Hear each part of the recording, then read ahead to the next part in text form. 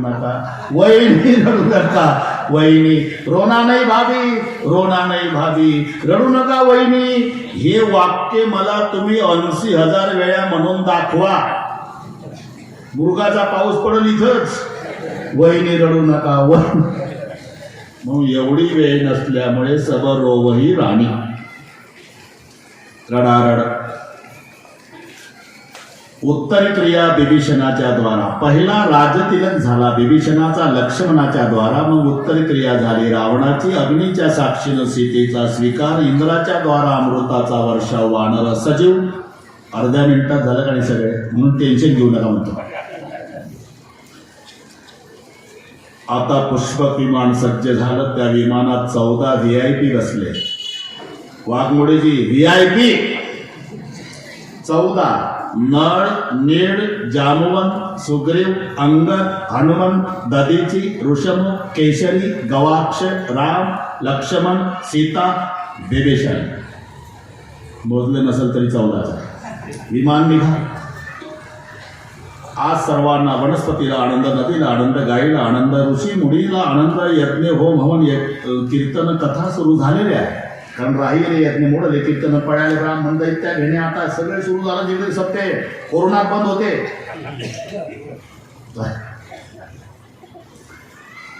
विमान भारद्वाजच्या आश्रमात. वाल्मिकी अगस्ती भेटून आले, पण वाल्मिकीच्या भारद्वाजच्या आश्रमात विमान उतरलं. सांगितलं हनुमंता. प्रभू म्हणाले जा, नंदीग्रामात माझा भाऊ राहतो भरत, 14 वर्ष झाले तपाला बसलाय.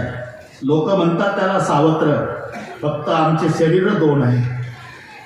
एवढं प्रेम त्याचं माझ्यावर आहे. तुम्ही संदेश द्या हनुमंता.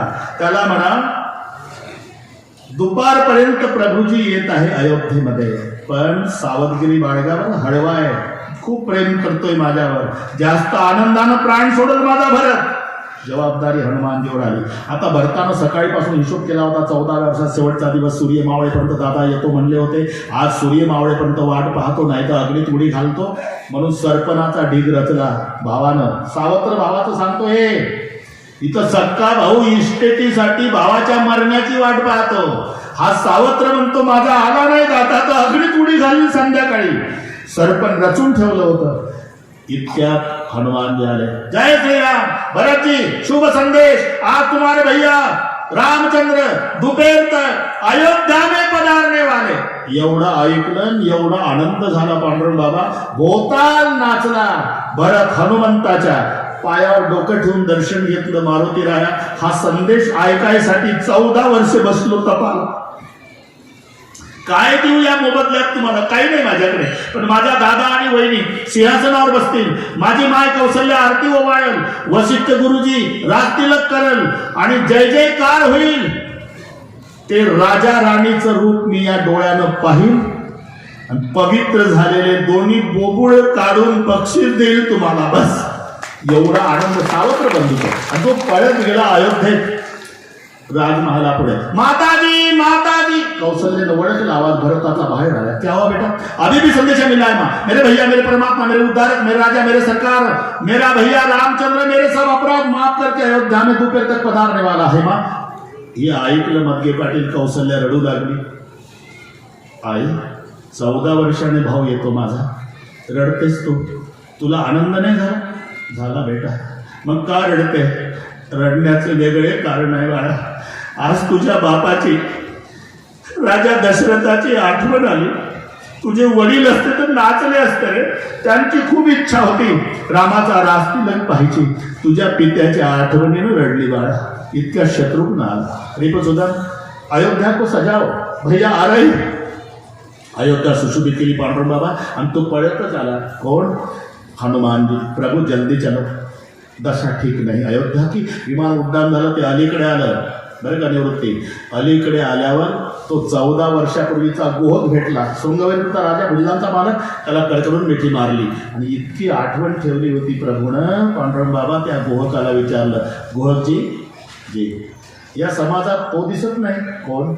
14 वर्षापूर्वी नुसता लंगोटीवर होता, अंगावर कपडे नाही, बायको गाठी गाठीचं लुगडं, झिंज्या उडत होत्या, लेकरं तर उघडेच होते, मोडकं झोपडं होतं. त्या गरीबानं मला नावेत बसून पलीकडे 14 वर्षापूर्वी, आणि मी जगाच्या बापानं सोन्याची मुद्रिका दिली तरी त्या फाटक्या कपड्यावाल्यानं वापस केली तरी बाबा एवढी आठवण का तो सांभाळून वो देखो आ रहा।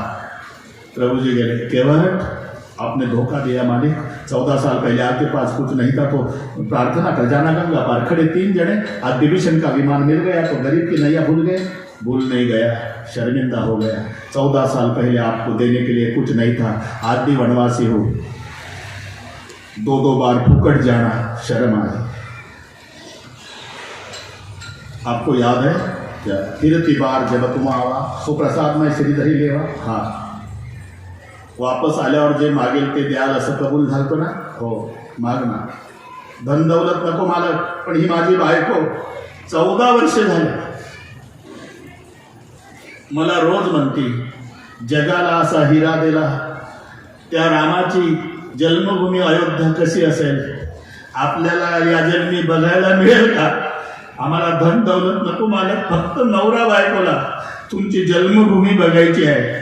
विमानात जागा नसेल ना, आम्ही नवरा बायको एका कोपऱ्यात उभे राहतो प्रभू, पण जन्मभूमी दुसरं काही नको। प्रभूचे डोळे भरून आले, अरे बाकीचे VIP उभे करतो पण तुम्हाला सीट देतो। त्यांना विमानात घेतलं।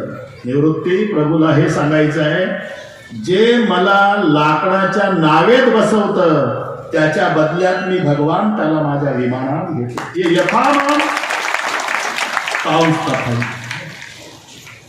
विमान उड्डाण झालं, अयोध्येच्या सीमेवर उतरलं पांडुरंग बाबा। ती कुबेराची संपत्ती स्वयंचलित नमस्कार केला, विमान निघून गेलं। या ठिकाणी लंका कांड पूर्ण झाला। आता उत्तर कांडाला सुरुवात। पुढचे प्रसंग पहा, झपाट्यानं घड्याळ चाललेलं आहे।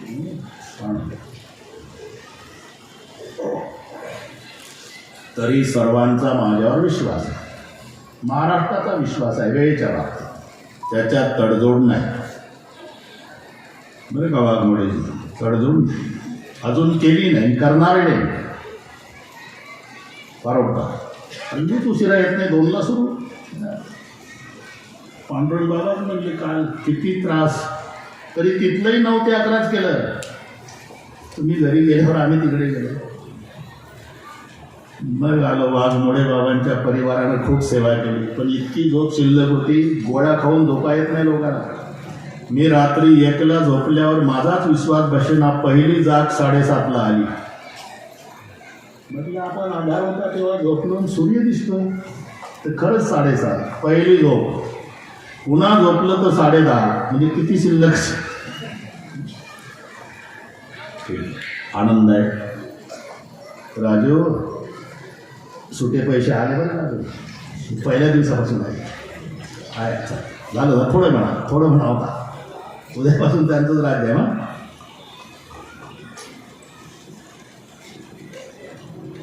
विमान उड्डाण झालं बरं का निवृत्ती, ते उतरलं, निघालं। तिथून प्रभूनं माती लावली कपाळाला अयोध्येच्या सीमेची, आणि सांगितलं, जामवंतजी, सोन्याची लंका असली तरी माझी अयोध्या मला स्वर्गापेक्षा प्रिय, श्रेष्ठ।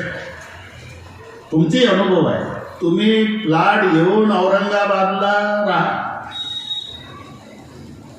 पण जत्रेच्या यात्रेच्या निमित्तानं आडगावला जिथे जन्म झाला त्या मातीशी नातं आहे रक्ताचं, आणि तिथं आल्यानंतर सगळ्या भूतकाळ डोळ्यापुढे, ही आमची पडकी शाळा, या नदीत पोहलो, इथं मित्र खेळलो, या झाडावर खेळलो। हा आनंद औरंगाबादच्या फ्लॅटमध्ये नाही, एवढं लक्षात आहे। तिकडे तुम्हाला टाटा बिर्ला भेटू द्या, तरी आडगावच्या फाटक्या कपड्यावाल्याच्या भेटीत आनंद आहे, तोच तिथल्या श्रीमंताच्या भेटीत नाही, हे लक्षात ठेवा। याला म्हणतात जननी जन्मभूमिश्च सर्गादपि गरीयसी। आणि पुढे निघाले। आता एक मिलनाचे प्रसंग। तिकडून सर्वात पुढे वसिष्ठ गुरुदेव, 14 वर्षानंतरच्या भेटी। इकडून सर्वात पुढे रामचंद्रजी घाई गेले, धनुष्यबाण खाली ठेवला आणि वसिष्ठ गुरुजीला साष्टांग दंडवत घातल्यावर गुरुनं प्रभूला कवटावून घेतलं, गुरु रडू लागले। 14 साल के बाद दर्शन दे रे राघव, अभागा तो मैं हूँ गुरुदेव, आपकी सेवा 14 साल नहीं मिली। धनुष बाण नीचे रख के वंदन क्यों किया?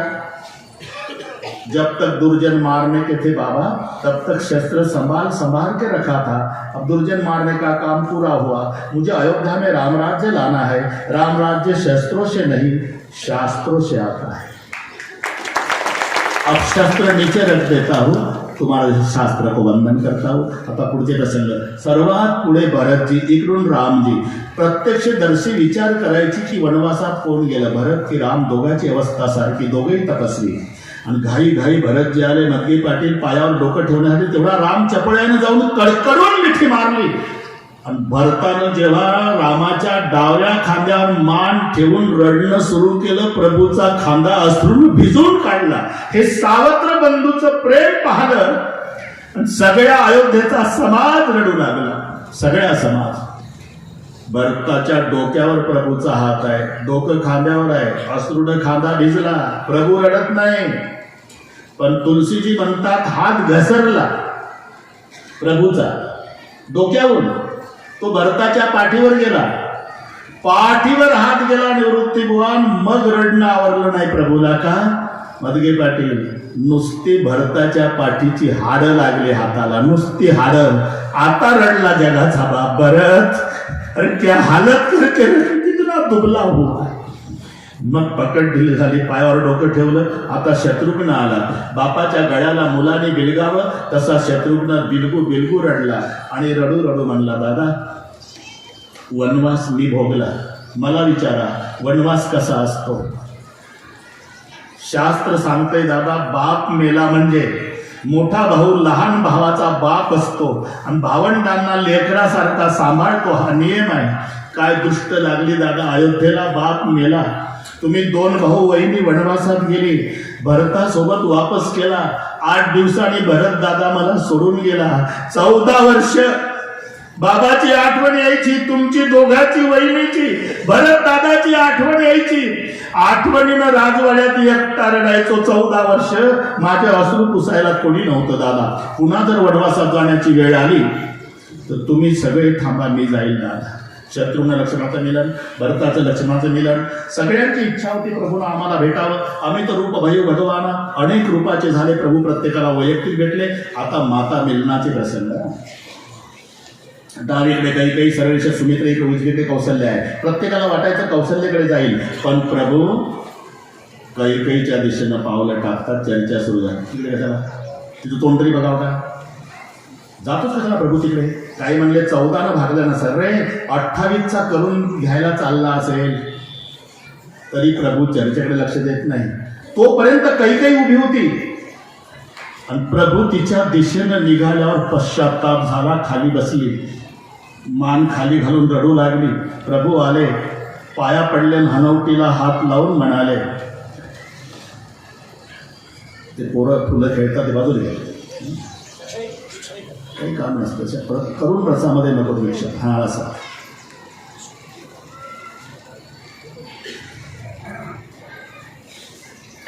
मेरी तरफ देखो ना माँ, मैं तेरा राम आया हूँ। कैकेयीला एवढा पश्चाताप झाला, देवा 9 महिने 9 दिवस ज्याला पोटात ठेवला मी, 14 वर्ष संबंध तोडला, आई म्हणत नाही भरत। आणि ज्याला 14 वर्षाचा वनवास दिला तो स्वतःच्या आईकडे गेला नाही, पहिला माझ्याकडे आला। केवढं अंतकरण आहे माझ्या रामाचं। आज रडू लागली काही बेटा, मैंने आपको दर दर भटकाया, ऐसी मत बोल माँ, अगर तू बनवास नहीं भेजती तो मुझे 8 बातों का पता नहीं लगता माँ। तात स्नेहो भरत महिमा पौरुषम वायुषुण सत्य चापी प्रौंगपति कापि सौमित्री भक्ति सीता सत्वम निज भुजबलम वैरिनाम वैरी भाव येत सर्वम तव चरण महापुरेशे प्रसाद। या 8 गोष्टी जगाला तुझ्यामुळे कळल्या आहे। बापाचं प्रेम मुलावर किती असते। मी मेलो नव्हतो, वनवासात गेलो होतो, येणार होतो 14 वर्षांनी, पण माझा बाप 6 दिवसात माझ्यासाठी प्राण सोडतोय। एवढं जन्मदाता प्रेम लेखावर करतो, जगाला तू दाखवलं नाही। भाऊ विधभऱ्या बांधासाठी भांडतात, आम्ही सावत्र होतो। मी वनवासात गेलो तर माझा भरत बसला 14 वर्ष तपाला। हे भावाचं प्रेम जगाला तुझ्यामुळे कळलं नाही। सीतेत काय सत्व अग्नीत राहू शकते, तुझ्यामुळे कळलं। हनुमंतात काय ताकद द्रोणागिरी आणू शकतो, हे तुझ्यामुळे कळलं। सीतेमध्ये काय सत्व आहे, माझ्या भाऊत काय ताकद आहे, रावणाला मारू शकतो। सुग्रीव कशी मैत्री भाव निभावून नेऊ शकतो, लक्ष्मण किती सेवा करतो, वैर भक्तीनं रावण प्राप्त करतो मला, अशा 8 गोष्टी. तिथून सुमित्रा मातेचं दर्शन. शेवटचा प्रसंग. कौसल्याच्या दिशेनं पावलं टाकली, अवस्था बिघडली आईची. तुरंत जनेवाली गैया, नुकती व्यालेली गाय वासराकडे पळते ना, तशी म्हातारी पळत निघाली, कडकडून बिलगली रामाला. 14 वर्षानंतरची माय लेकराची भेट आहे. पाठीहून हात फिरवला, फक्त डिलिव्हरी पायावर डोकं दर्शन घेतलं. आता लक्ष्मण आला, त्यालाही कवटायला कौशल्या माईनं, पण त्याच्या छातीहून हात फिरवला. लक्ष्मण रडून म्हणतो, आई दादा पाया पडला, पाठीहून हात फिरवतेस माझ्या छातीहून, असा भेदभाव का केला आई? सावत्र म्हणून केला का ग? रडली कौशल्या. नाही बेटा रे, अरे तुम्हा मुलांना नाही कळत, हे माय व्हावं लागतं यासाठी. रात्रीचा प्रसंग होता, आम्ही गेलो तेव्हा कळलं होतं. म्हणे शक्ती लागली लक्ष्मणाला, मोठी जखम झाली छातीत.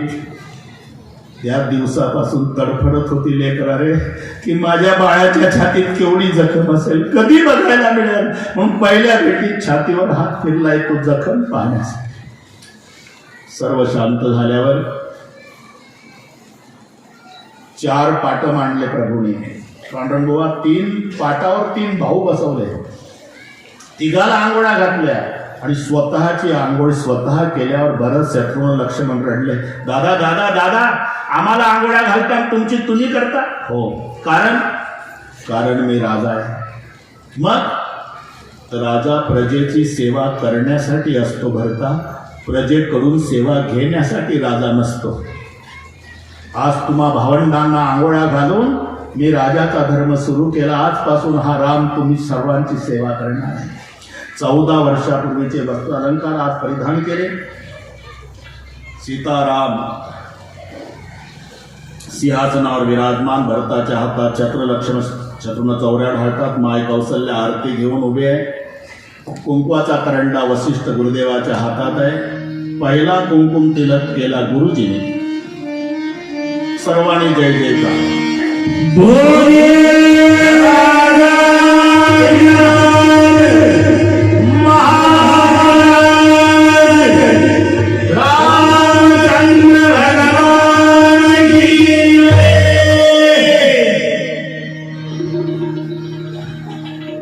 निवृत्ती काही उत्साही लोक होते ना, गुलाल पांडुभाऊ गुलाल फेकू लागले.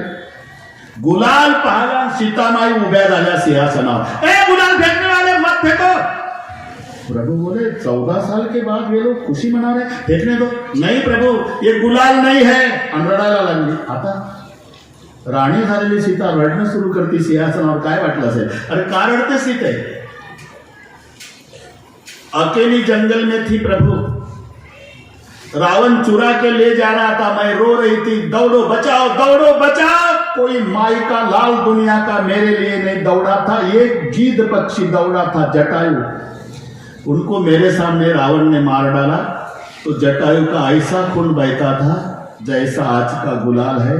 तो एक खुशी का गुलाल देखने के बाद मेरे कुर्बानी करने वाले मेरे जटायु की याद आ रही. प्रभु ये गुलाल नहीं, मेरा जटायु का खून देख रहा, मत फेको जी गुलाल फेके. शहनाई कोणी वाजवली नाही. अरे वाजवली का नाही? एका लावली तोंडाला वाजवली का नाही?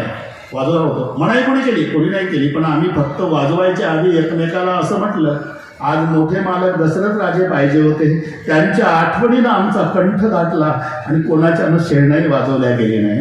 हा आनंद पहा. रामराज्याभिषेक सोहळा 1 महिना आनंदात. निरोप समारंभ. दुसऱ्या दिवशी राम लक्ष्मण भरत शत्रुघ्न 4ही भाऊ सर्वांना वाटे लावतात. रडारड सुरू झाली.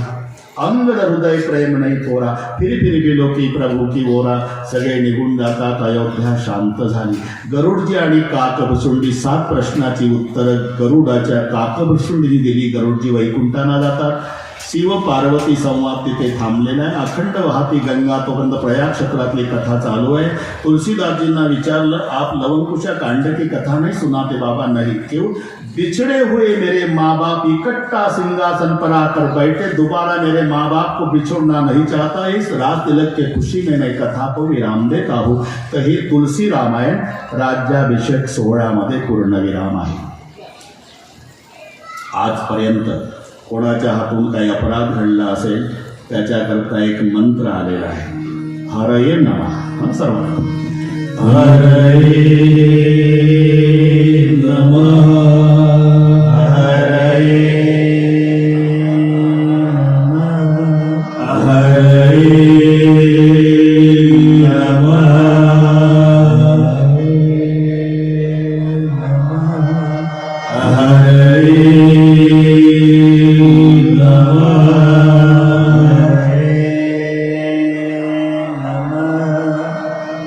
खूप आनंद बरं का पांडुरंग बाबा. ज्या परिवारात आम्हाला ग्रामस्थ मंडळींनी ठेवलं, तो वाघमोडे परिवार, बाबा इथे बसले आहे. त्यांचे बंधू, त्यांचे पुतणे, मुलं, पाचही, मग त्यांचा सगळ्या परिवार गोकुळासारखा. 8 दिवस आम्ही गोकुळात होतो. खूप सेवा. आम्ही उठायच्या आधी लहान मुलापासून म्हाताऱ्या माणसापर्यंत सेवेला हजर असायची. त्या मावल्या ते सगळे. आज त्यांनाही विरहाचं दुःख होतं आणि आम्हालाही असा चांगला परिवार सोडून जावं लागतं, कारण दुसरा परिवार आमचा वाट पाहतच असतो. पण आता इकडे आलो का, वाघमोडे निवास, वरचा मजला रिकामा ठेवा आमच्यासाठी. आनंद आहे. ज्यांनी एकट्याने ह्या कथाचा स्वीकार केला, कथेचा खर्च कोण? मुरलीधर मारुती पाटील हाके आणि त्यांची 4ही मुलं, त्यांचा सर्व परिवार. ज्ञानेश्वर पाटील तर रोज हजर आहे. आराध्या हरिभाऊ हाके, आवा आणि तुमच्या हाकेला ओ द्यायला तिथं हायवेला असल्यामुळे मस्त मजा आहे. आमचा राजू खूप सारखी आठवण. बाबा कथा आहे बरं का, कथा आहे बरं का बाबा, कथा. म्हटलं आदल्या दिवशी जेवतो बरं का राजू, आदल्या दिवशी झालो मी इथे. खूप धावला. सगळे हे सर्व गुणीजन मंडळी त्या राजूमुळे इथे सगळे आलेले. रोजची कीर्तन, खूप मजा आली, खूप मजा. पण एक विनंती आहे, थोडंसं कडक म्हणतात मला लोक, वेळेच्या बाबतीत असतो कडक. तिथे मी जेवत नाही, चहा घेत नाही वेळेसाठी. कारण चहा पुन्हा मिळतो, जेवण पुन्हा मिळतं, वेळ मिळत नाही.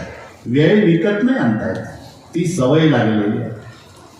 आणि थोडं एकदा एकरूप झालं का श्रोते आणि वक्ते, मग मधातला विक्षेप सहन होत नाही. त्याच्यासाठी थोडंसं एखाद्या वेळेला आमच्याकडून कठोर बोलणं झालं असेल शिस्तीच्या बाबतीत. एखाद्या हळव्या अंतकरणाच्या श्रोत्याला, एखाद्या आई बहिणीला, एखाद्या पुरुषाला आमचा शब्द दुःख देऊन गेला असेल 8 दिवसात, तर श्रोते हे वक्त्याचे मायबाप असतात. आणि मायबापाचं कर्तव्य काय असते? आपल्या लेकराचे अपराध पोटात घालणे. तेव्हा उदार अंतकरणानं क्षमा करा. प्रेम आहेच, त्याच्यात वाढ होत राहावी ही आपण प्रभूचरणी प्रार्थना करू. नोहे एकल्याचा खेळ म्हणून मेळ, हे आमचे सर्व सहकारी हरिभक्तीपरायण काशीनाथ महाराज पाटील जळगाव, मुख्य गायक आणि हार्मोनियम वादक मदगे पाटील. 35 वर्षे झाले माझ्यासोबत. तेवढेच वर्षे सहगायक आमचे निळोबाराय सूर्यवंशी आणि तबला वादक तो मध्य प्रदेश मधला अश्विन कुमार. ओंकारही चांगला आहे. सर्व गुणीजन मंडळी, खूप आनंद, खूप आनंद. आमचं पांडुरंग बाबांनी इथं मांदाळ हे तेवढंही मांदाळाचं काल होतं. त्यांची परंपरा 5-6 पिढ्याची आहे. आता निवृत्ती चांगला तयार झाला. आम्हाला अशी पोरं तयार झाली म्हणजे भूषण आहे. दुसरे काय, संतांचे ते आप्त नव्हती संत या प्रमाणाला असे बरेच आहेत. प्रसिद्ध कीर्तनकाराचे पोरं बिअर बार मध्ये आहेत. तेव्हा ते प्रमाण पट्ट संताचे ते आप्त नव्हती संत. पण कथा कीर्तनकार मुलगा झाल्यावर बापाला काय मिळवायचं आहे जीवनात त्याच्यापेक्षा. असं आनंद आहे. आणि विशेष या कार्यक्रमासाठी बरं का मदगे पाटील, पहिल्या दिवशी आम्ही आलो ते इंग्लिश स्कूल नाही, सर्व शाळेतली मुलं, त्यांचे गुरुजी, ते संस्थापक सगळे लेझिम पथकाने इथं आणला आम्हाला. त्या गुरुजीला धन्यवाद, त्या शाळेतल्या संस्कारी मुलांनाही धन्यवाद. खूप आनंद, खूप आनंद. आनंदाचं वर्णन करायला शब्द नाही, एवढा आनंद. पण आता उद्यापासून तुमचं आम्हाला दर्शन नाही याचं दुःख आहे, पण पुन्हा भेटीच्या आशेवर आपण जगायचं आहे. वाघमोडेजी नाराज होऊ नका. इकडे आलो तर गावात नाही आलो तरी पण तुमच्या बंगल्यावर येईलच, कारण आमच्या सवयी माहीत झाल्या. बाजरीच्या भाकरी, पिठलं ते त्यांना माहीत. ठीक आहे, आनंद आहे, खूप आनंद. आपण रोज हनुमानजीला निमंत्रित, आज परवानगी द्यायची. आता रायगड जिल्ह्यात कथा आहे, त्यांना सांगतो तिकडे या. कथा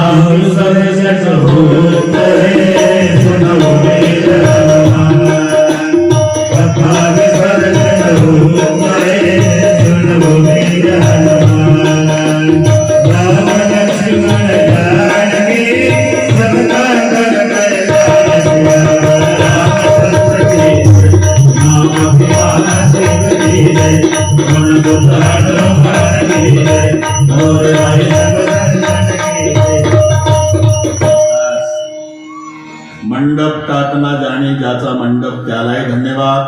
साऊंड सिस्टीम वाले एक नंबर. बस काही दोष नाही, एक नंबर, मस्त मजा आली, सहज झाला कार्यक्रम. उपसरपंच, सरपंच, तुम्ही लोखंडे ना, पण ते हे फोटोतला पाहिजे म्हणून नाव पाठ केलं. नाही तर सरपंच, उपसरपंच, ग्रामपंचायत सदस्य, माजी सदस्य, माजी सरपंच, माजी उपसरपंच, सर्वच आम्हाला धन्यवादास पात्र आहे. विशेष गरिबापासून श्रीमंतापर्यंत अख्खं गाव आडगाव गट तट विसरून एका मायची लेकर होऊन एकत्रित या परमार्थासाठी आलं, म्हणून दुष्ट लागेल असा सोहळा आज संपन्न झाला. प्रभू चरणी एवढीच प्रार्थना आहे. 12.5 महिने बाकीचे उद्योग असू द्या.